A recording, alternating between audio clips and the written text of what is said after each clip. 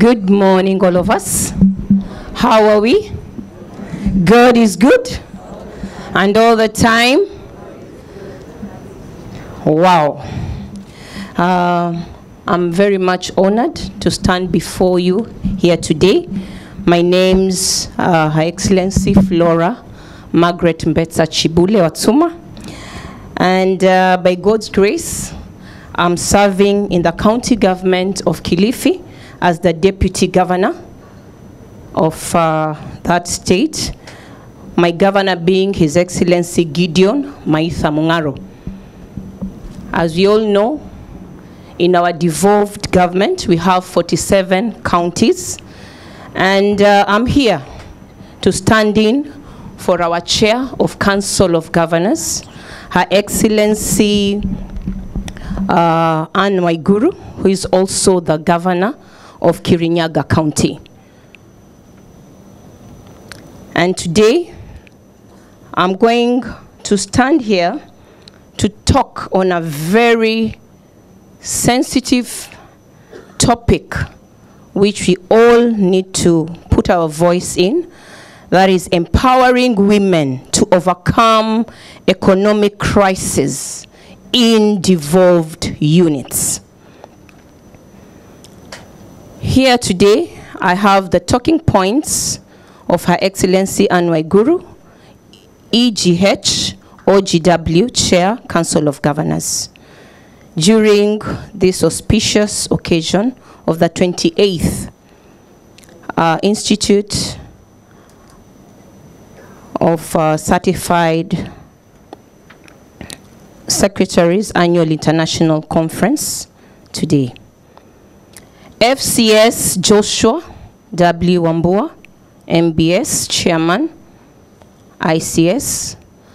FCS Jeremiah N. Karanja, MBS CEO, ICS. Bishop Callisto Odede, Chancellor, PSC University. National and county government official present. Development partners, private sectors, distinguished guests, ladies and gentlemen, good morning again. It is such an immense honor to join you today on this auspicious occasion, the 28th Annual Conference of the Institute of the Certified Secretaries themed Governance Resilience in the Face of Economic Crisis. I'm particularly elated to have the opportunity to discuss a topic that holds deep significance for me as a woman, the woman empowerment. At the onset, I would like to extend my heartfelt appreciation to the organizers of this event for putting together such an impactful gathering, providing a crucial platform for engaging in pertinent issues, including on the empowerment of women and our girls. It's truly an honor to contribute to this important conversation. I also want to take a moment to recognize the extraordinary women and men in this room. Individuals from diverse backgrounds who are working tirelessly on various aspects of women empowerment. Ladies and gentlemen, women play a vital role in our society. From nurturing families and communities to driving economic growth and innovations. The contributions of women are undeniable and indispensable. They are not only the backbone of our families, but also the pillars of our economy. However, despite their indispensable contributions, women continue to face formidable challenges, especially during times of economic turmoil. Economic crisis often exacerbates existing gender disparities, leaving women disproportionately vulnerable to poverty, unemployment, and social exclusion. This was very apparent during the COVID-19 pandemic, as business shuttered, job losses mounted, and economies contracted. Women found themselves disproportionately affected, bearing the brunt of the crisis. During the pandemic, we all know that women were not only overrepresented in sectors hardest hit by lockdown measures, such as retail, hospitality, healthcare, but they also shouldered the majority of unpaid care work at home. School closures and caregiving responsibilities forced many women to reduce their working hours or leave the workforce altogether, jeopardizing the economic's security and independence. In the face of such adversity, it is imperative that we adopt a holistic approach that addresses the root cause of gender inequality and provides women with the tools, resources, and opportunities they need to thrive. Since the promulgation of the 2010 Constitution, we have witnessed a transformative journey towards a more inclusive and equitable society through the adoption of the devolved systems of government. The county governments, as the engines of local development and progress, have taken a proactive stance in empowering women to navigate and overcome this crisis in the following ways. At the onset, county governments have ensured economic empowerment through financial inclusion. Over 20 counties or county governments have put in place Women Empowerment Fund Acts and regulations to provide for the establishment and management of funds aimed at accelerating the provision of funding the MSMEs owned by women and girls. These include, but not limited to, Mombasa, Kwale, Kilifi, where I come from, Tana River, Lamu, Garissa, Wajir, Isiolo, Meru, Tharaka Nithi, Kitui, Makueni, Kirinyaga, Kiambu, Turkana, Samburu, Trans Nzoia, Elgeyo Marakwet, Baringo, Bomet, Bungoma, Migori, and Kisii.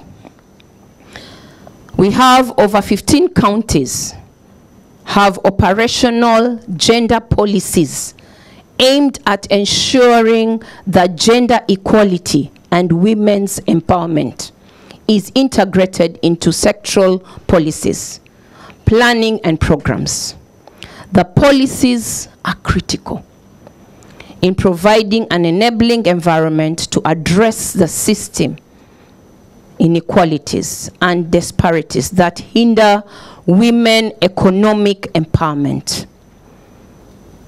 These counties include Marsabit, Isiolo, Tharaka Nithi, Embu, Makueni, Uasin Gishu, Nandi, Baringo, Narok, Vihiga, Kisumu, Migori, Kitui, and Kajiado. And we have 19 counties that are at a different stage of policy development. And these include Mombasa, Kwale, Kilifi, Tana River, Garissa, Meru, Machakos, Nyeri, Nyandarua, Elgeyo Marakwet, Nakuru, Bomet, Kakamega, Bungoma, Busia, Siaya, Homa Bay, and Nairobi.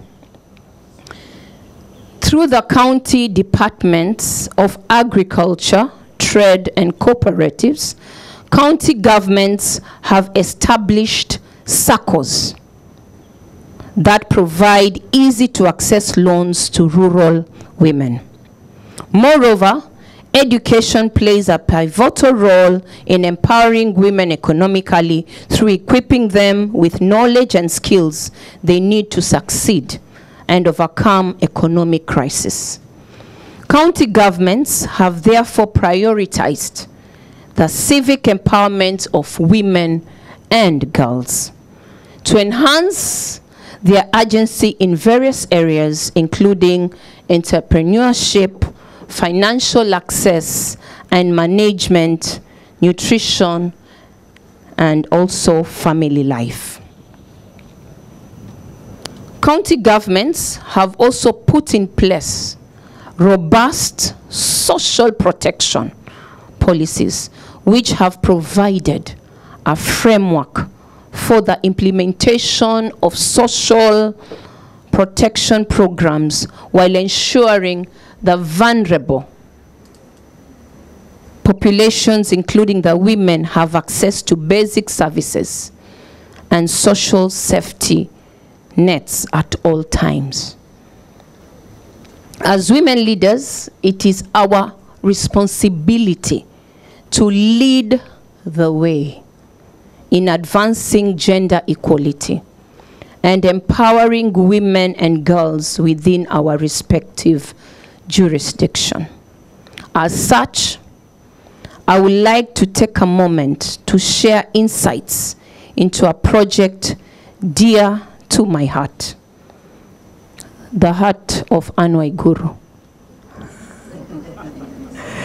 The Wezesha Kirinyaga program, an initiative aimed at diversifying agriculture activities to enhance household incomes. Under this program, we've supported 473 community interest groups, most of whom are women, to undertake agricultural projects in poultry, avocado, tomatoes, and dairy value chains, among other projects. This has had an impact on about 14,000 households, a number that is expected to rise with subsequent recruitment and funding. 32 community groups have undertaken poultry production projects that have increased egg production by 1 million eggs per month in the county.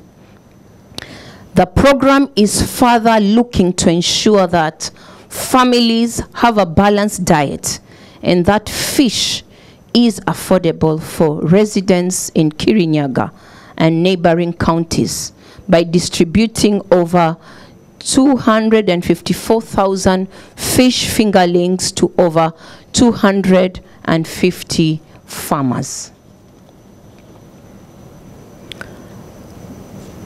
On a lighter note, in Kilifi, we also have apparently the same Wezesha Fund, which, apart from the women, it has also targeted the youth. We have a revolving fund of 1 billion. We partnered with financial institutions, whereby the county put in an extra 100 million. We had 200 million because this Wezesha Fund came from the previous known Mbegu Fund. So we have KCB and Rafiki Bank on board. We came in and we have 1 billion revolving fund, which, apart from enabling our women and youth to access that fund, but we are also giving the women and youth and also people living with disabilities access to do small businesses by giving some support to the government. We are giving them a way in which they could maybe sometimes do a few, some bit of work, not necessarily infrastructure, but some supplies. So the moment they get the LPO, they go to that fund and they are going to be financed. So they give the supplies in whichever department, and we have seen the growth of these women and youth in Kilifi, and we are also empowering our women in sports in our county. So we have referees and coaches at the same time. The council recently launched the G7 strategy, a strategy for the women-led counties. The G7 strategy is more than just a plan. It is a promise to support and empower governors to deliver on the transformative potential of devolution. The G7 also have the DG8. We also have in total 15 potential women in that arena. The strategy has 4 pillars, one of them being the socio-economic development pillar. The pillar concerns itself with women and youth economic empowerment, women's health and well-being, that's 2, agriculture, climate action, and lastly, the last pillar, social protection. Moving forward, the council intends to localize this strategy in all 7 women-led counties by convening specific county launches in order to ensure tailored support and resources reach the grassroots level.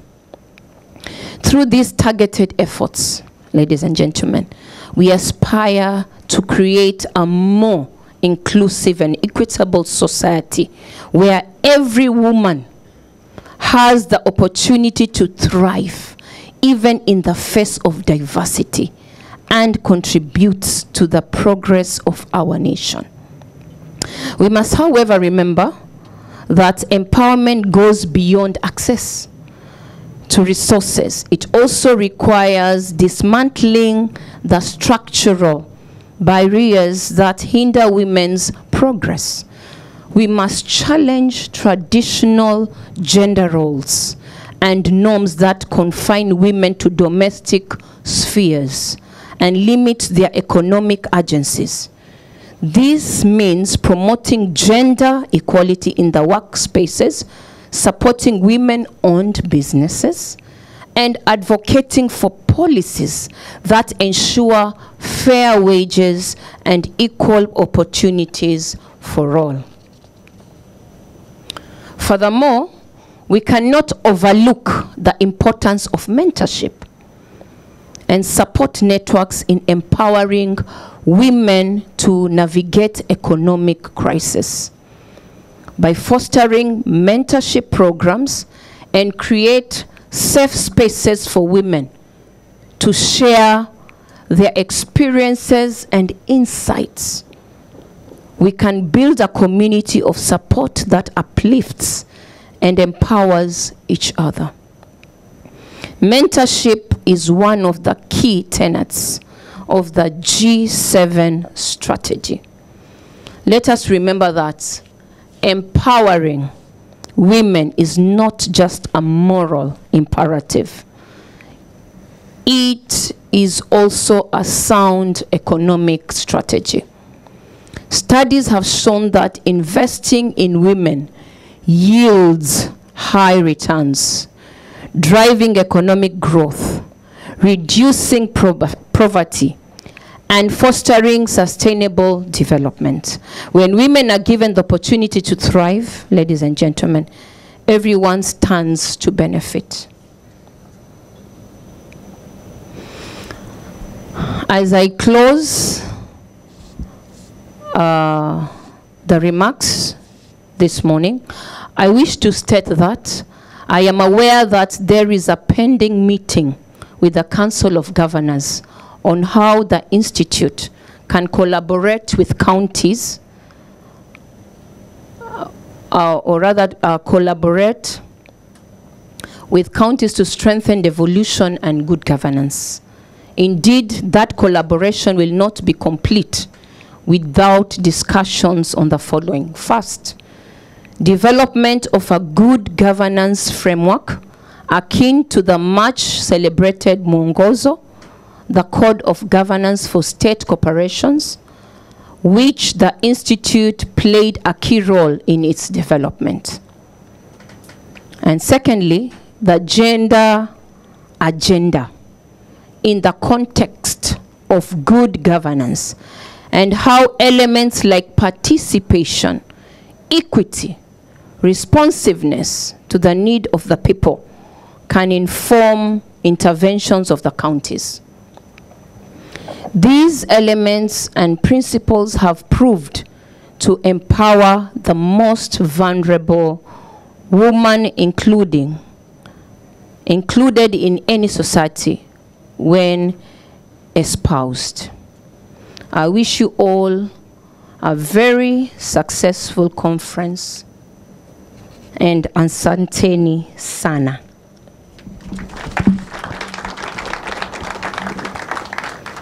From where I stand, I want to also wish to just put a voice in today's theme on empowering women to overcome economic crisis in devolved units.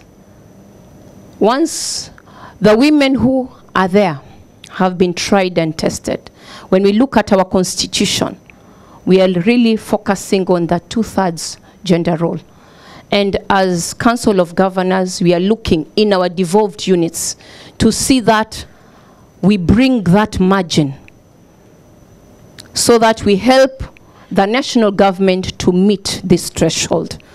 Let me speak for Kilifi County. In Kilifi County, we are 50-50. As I stand here, I'm the first female deputy governor in the county of Kilifi. And when we look at the cabinet, we have the 10 CCs, the ministers. We have 5 who are female and 5 who are male.